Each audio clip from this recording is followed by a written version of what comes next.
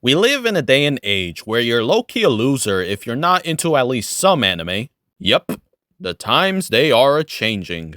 Don't worry, I'm not gonna act like a snobby anime connoisseur and act like I've been an anime fan since I was 10. I didn't officially get into anime until 2020, but I must say that after indulging in anime for the past 4 years, it's now in my personal big 3 of all-time favorite media. So hey, even though this month is meant to celebrate Asian Americans, fuck it. We're celebrating every Asian that helps bring anime to life. So let's start with some anime movies. Now, in case you didn't know, I already talked about a whole catalog of anime movies made by this prestigious animation studio a couple months back. And funnily enough, I was technically able to do some secret rankings of 2 high-profile anime film directors in that video. But in case you don't want to go back to the video and do a bit of work, here's my ranking for both Hayao Miyazaki and Isao Takahata.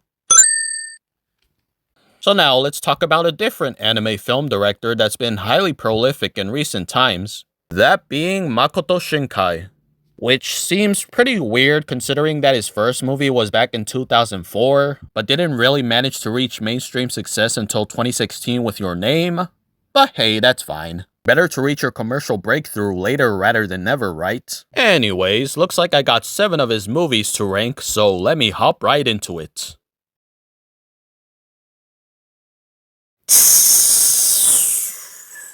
Not gonna lie, this one kind of got worse for me on a rewatch. Now don't get me wrong, the animation is still pretty good. Though, to be honest, this movie's animation style is looking a little more Ghibli than Shinkai, but hey, that's fine. The fantasy world that we travel to is decently imaginative, very reminiscent of some Ghibli fantasy worlds, and the general theme of learning to move on from the departure/death of a loved one is a nice message. But there's a couple of problems I have with the movie. So first off, we don't officially arrive at the fantasy world until the 50-minute mark, almost halfway through the movie. And all that really happens in those first 50 minutes is our main girl meets an inhabitant from the fantasy world, and a monster appears in her world. That's it. Then, once we do get to the fantasy world, there's not that much going on. Yeah, I know I previously said that this world was decently imaginative, but we get very little time to really explore the world since we got a plot to chug along with. I also can't help but feel like some of these character and creature designs look very familiar to some other designs from other anime movies. While the general message is a nice one, they go about delivering this message in a very repetitive way, by just having each fantasy character experiencing some loss in very minute ways. Aside from the teacher, his experience of loss was actually pretty decent. And as you've probably guessed by now, there is just one fat gripe that I have against the movie.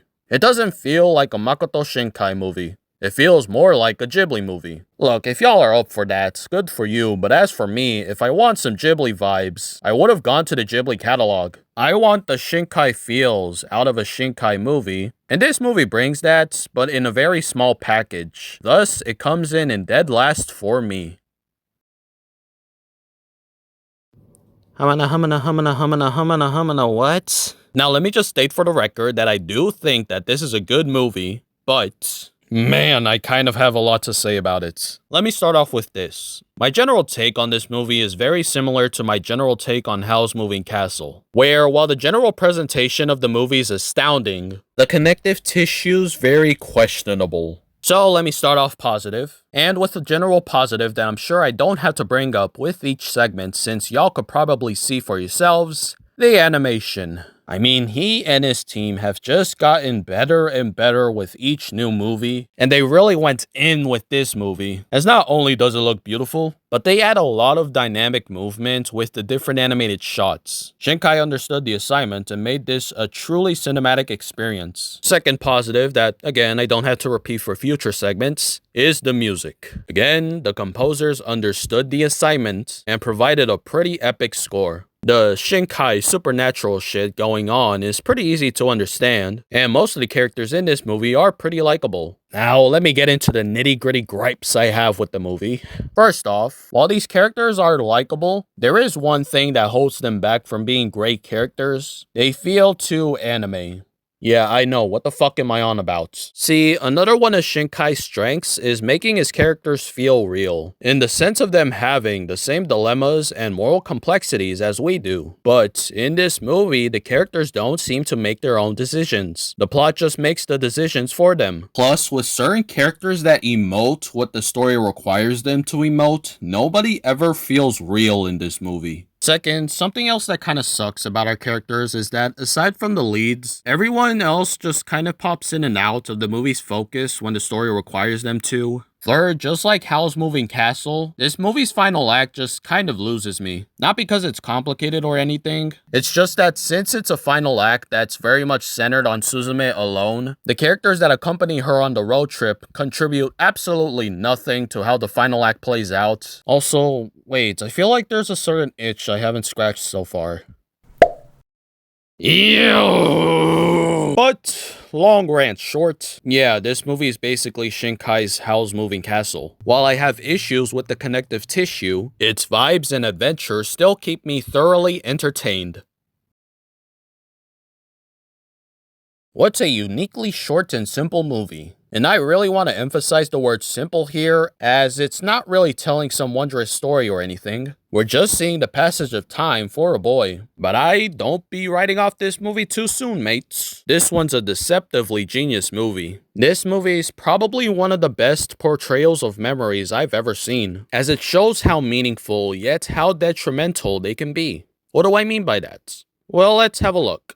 We start off with the making of the memory, as we see our main boy Takaki trying to visit a girl one last time before they're forced to go their separate ways. It's sweet, the journey has a steady urgency to it, and the eventual meetup and final shared moment are bliss. We then get to chapter 2 where Takaki is in high school and is relegated to a side character role, with his classmate Shinohara being the MC. While seeming bewildering at first, by getting to see Takaki in the third person, we see how not only does he completely shrug off someone who's really into him, but when we get the only first person moment of Takaki in this chapter, where he's seemingly writing messages to no one, we see that this memory that he made has been stuck on his mind all this time, meaning he can't see the good opportunity that's standing right in front of him. And it kind of comes to bite him in chapter 3, as now he's grown up, alone, and has experienced the bleakness of adulthood. And as he's remembering that memory for the numberenth time, we cut to the girl from the memory who's all grown up and is getting married. And here lies the perfect duality that memories are,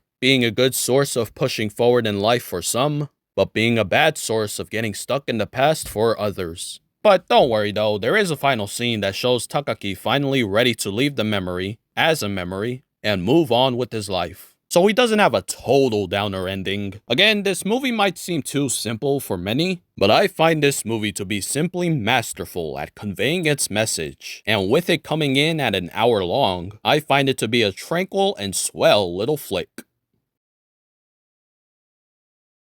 So, I don't know what happened to me on this second viewing, but I really click with this one. With his debut, Shinkai keeps the supernatural shit at a pretty simple baseline. It's just a trio of friends that dream of one day flying to a tower, but experience some hardships through time.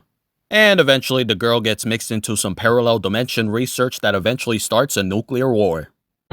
Okay, fine, it kind of goes as insane as other Shinkai movies, but what I mean is that the supernatural shit never really becomes the forefront of the story, and the movie always keeps its focus on the characters. And with our trio of characters just being such a pleasant batch of people, I didn't really mind that no supernatural shit was going on in the beginning. I was just vibing with these little tykes. And even once the supernatural shit came into play, it manages to keep the focal point on how the characters will deal with the ramifications of the supernatural shit, which turns the finale into a beautiful, bittersweet shot to my heart. Another thing I want to highlight about the movie is the art style. Now we know that Shinkai has become the god of hyper-realistic animation, but with his debut being a bit rough around the edges, the aesthetic of this movie honestly looks more cooler to me than any of his later work. Now don't get me wrong, there's some stuff in this movie I'm not 100% with. The connection between Sayuri and the parallel universes she sees is never really explained that well. The two dudes have a rather aggressive confrontation that seemingly gets dropped the next time they meet, and I wish that the climax could have been a bit longer, just a good 7 minutes longer. But at the end of the day, I dare say that Shinkai's debut movie is his most underrated work to date that I thoroughly enjoyed. Y'all are blowing this movie's sus content out of proportion. Sure, the MC starts to feel things for the teacher, but that's literally as far as it gets and the end of that development. That is a teacher crush, my dudes. Don't act like y'all never had one before. And as for the foot thing, well, I mean, it's literally our boy's passion to design shoes, so no shit he's gonna have to get close to some feet. Don't get mad at Shinkai for animating some of the most beautiful feet in anime history. Okay, so as for the movie, short movie?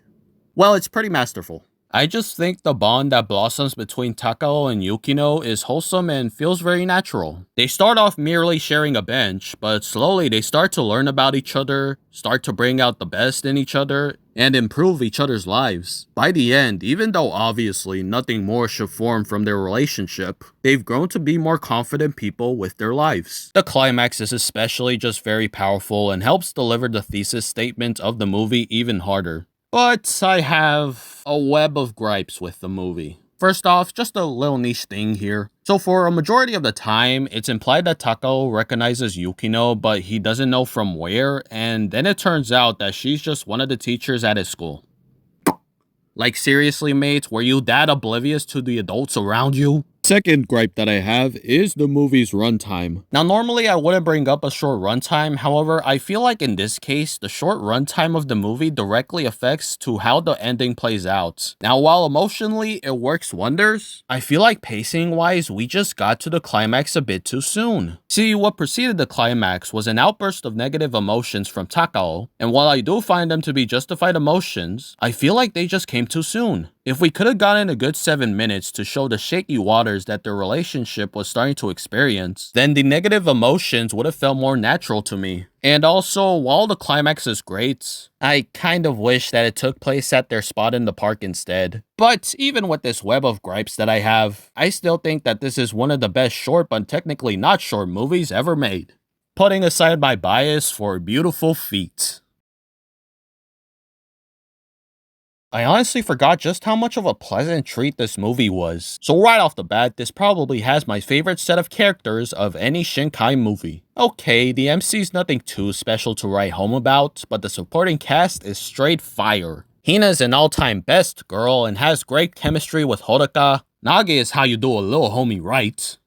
I want to be like him when I grow up. Keisuke's a scruffy but endearing sensei. And Natsumi's got a great personality. Just getting to see these characters interact is enough of a treat on its own. But of course, we got the classic Shinkai supernatural shit to experience, and again, it's a pleasant little treat. It's pretty easy to follow the logistics of the whole Weather Maiden role, so combine that with our plucky batch of characters, plus the typical rescue person from their curse storyline, and this cooks up to be a simple and fun watch from beginning to end. Now repeat after me, folks. But with that said, I do have a couple of gripes with the movie.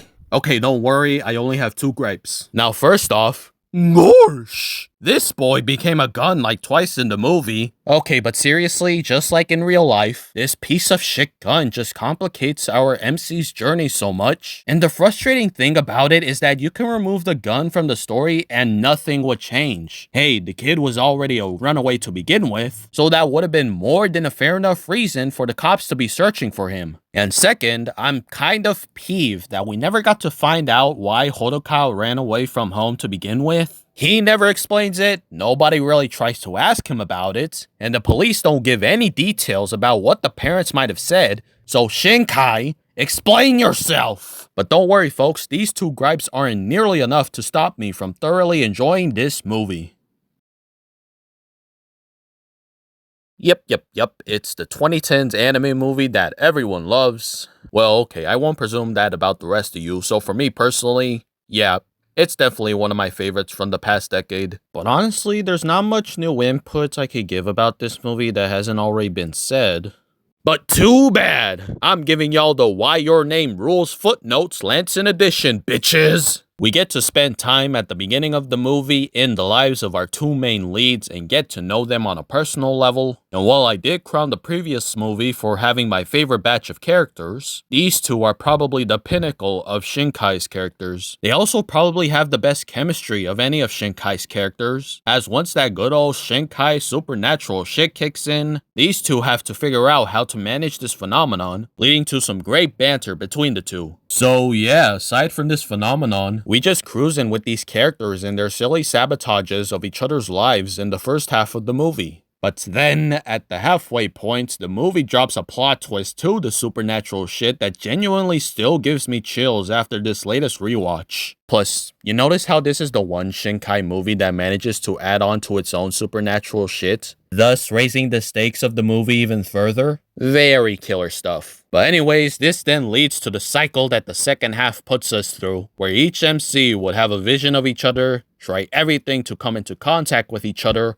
barely miss each other, have mild blips of dementia about each other's names, watch for its repeat until the end. And while yes, this cycle is hellish for our MCs and for us as the viewers, we see their love and care for each other get stronger with each new attempt that once they finally solve this supernatural shit, that meetup at the very end of the movie delivers some big cathartic feels and some of the best tears of relief I've ever shed for a movie. I don't know if I'm ballsy enough to call this a 10 out of 10 critically, but this is definitely a 10 out of 10 in my heart, an absolute S-tier movie, and my favorite movie from Makoto Shinkai.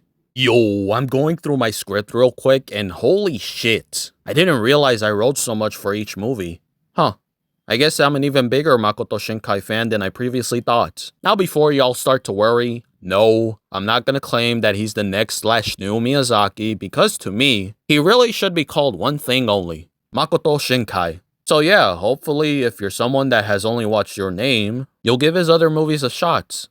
You know, I don't mean to put you in a chokehold, but he literally has a 45-minute movie and an hour-long movie. So it shouldn't be that hard of a task to take up. But anyways, I want to elaborate on the whole celebrate Asians comment I made at the start, as in all honesty, I kind of want to dedicate an entire month to talk about not only anime media, but any media that Asians have given us. Now for the time being, all I can really do are more of these ranking videos, but I do hope to do more Asian media content and coverage in the future. And don't worry, I will be doing 2 videos for the month of May in the future. The reason why this was the only ranking video I did this month is, long story short, I was working on a completely different video for about a week. Then, out of the blue, I came up with the Asian Celebratory Month theme, then decided to scratch the original video I was working on, and changed courses to rewatch Shinkai's movies and work on this video instead. And had a 3-day procrastination session. So yeah, next May there will be 2 ranking videos, so hopefully y'all are around by that point to see me talk about more prolific Asian directors.